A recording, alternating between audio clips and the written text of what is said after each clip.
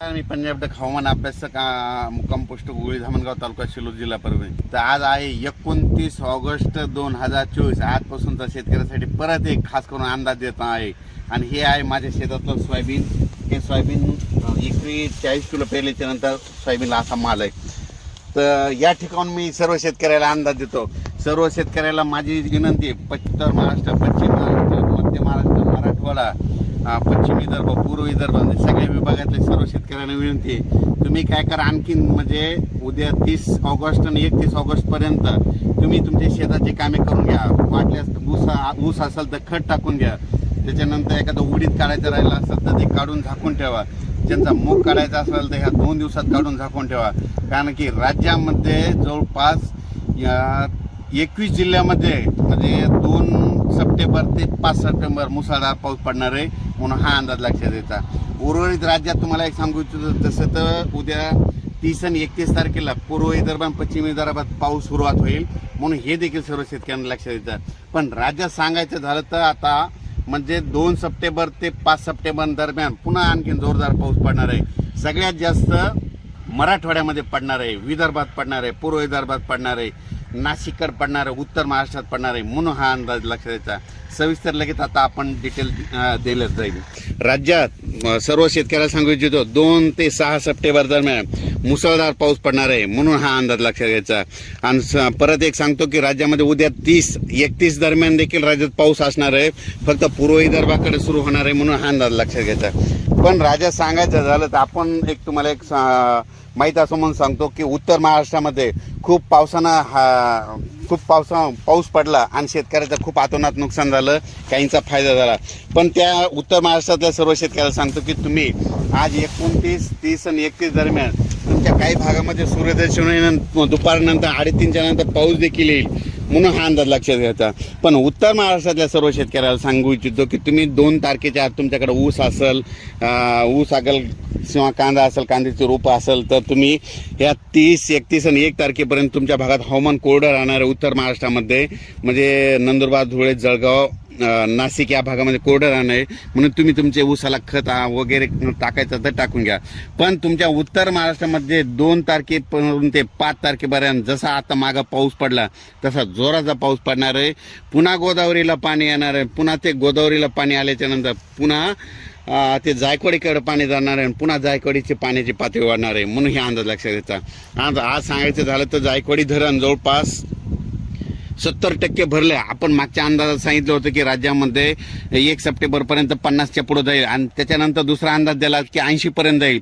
आणि सर्वांना आणखीन एक आनंदाची बातमी सांगतो की ही 80 तर आता ह्या 2-3 दिवसातच 80पर्यंत 78-80पर्यंत जाईल. पण सर्वाला एक परत मराठवाड्याची ताण भागवणार आहे. जायकवाडी धरण 100% ह्या सप्टेंबरमध्ये भरणार आहे म्हणून ही परत आनंदाची बातमी. आणि त्या जायकवाडीचं देखील पाणी भरल्याच्या नंतर पाणी सोडावं लागणार आणि त्याचं पाणी जे त्याच्या खाली जे बंधारे येतं जवळपास 10-12 बंधारे ते देखील भरणार आहेत म्हणून हे देखील बंधारावाल्यासाठी आनंदाची बातमी. परत सर्व शेतकऱ्याला सांगू इच्छितो अंदाज आता सविस्तर विभागावर बघू.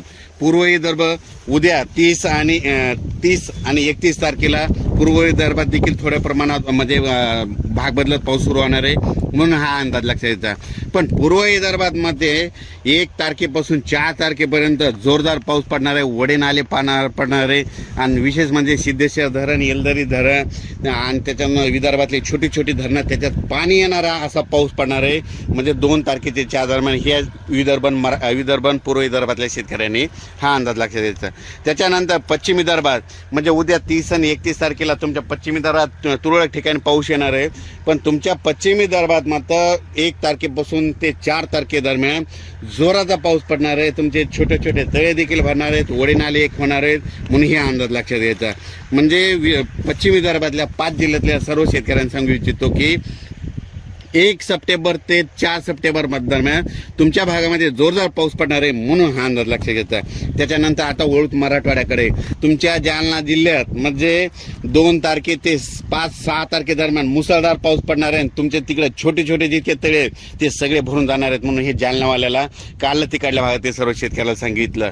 आणि मराठवाड्याचा सर्व अंदाज द्यायचा झालं तर या मराठवाड्यामध्ये ह्या म्हणजे ज्यांचं मूग असेल उडीद असेल तर नसा ऊसाला खत टाकायचं तर तुम्ही टाकून घ्या, कारण की मराठवाड्यामध्ये 2 तारखेपासून म्हणजे रविवारपासून ते जवळपास 6 तारखेपर्यंत जोराचा पाऊस पडणार आहे. म्हणजे ते सांगायचं झालं तर नांदेड जिल्हा, हिंगोली जिल्हा, लातूर जिल्हा, धाराशिव, जालना, संभाजीनगर या जालना जिल्हा सगळीकडे जोराचा पाऊस पडणार आहे. म्हणजे जसा नाशिककडे पाऊस झालता का तशी परिस्थिती मराठवाड्याकडे पडणार आहे. आणि विशेष म्हणजे माजलगावचं जे धरण आहे त्या धरणाला पाणी नाही. तर हे जे उद्याचा पाऊस आहे धरण क्षेत्राच्या भागात पडणार, वरच्या पाण्याच्या कॅचमेंट एरियाचे पडणार आहे, म्हणून त्या धरणाला देखील पाणी येणार आहे. म्हणून माजलगावच्या शेतकऱ्यासाठी ही परत आनंदाची बातमी. बीड जिल्ह्यातली ह्या पावसाने सगळे छोटे छोटे तळे भरून वाहू लागतील, म्हणून हे देखील लक्षात घ्यायचं. त्याच्यानंतर आता आमच्या परभणी जिल्ह्याकडे दुधना धरण आहे. तर दुधना धरणाच्या सर्व शेतकऱ्याचे माझ्याकडे घरी आल्याच्या नंतर त्यांनी मला एक प्रश्न विचारला, आपलं दुधना धरण भरेल का नाही.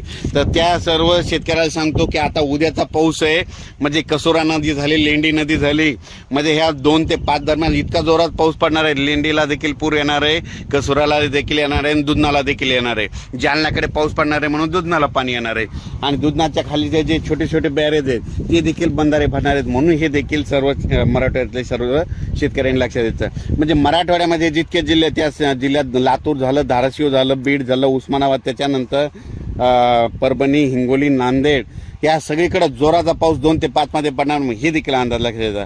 त्याच्यानंतर पश्चिम महाराष्ट्रात देखील 2 ते 6 दरम्यान जोराचा पाऊस पडणार आहे. पण पश्चिम महाराष्ट्रात आणखीन 3 दिवस सूर्यदर्शन राहणार आहे, तुरळक ठिकाणी सरी येतील, म्हणून हे देखील लक्षात द्यायचं. त्याच्यानंतर सातारा, सांगली, कोल्हापूर, सोलापूर, पुणे, कोकणपट्टी म्हणजे 2 ते 6 दरम्यान जोराचा पाऊस राहणार आहे.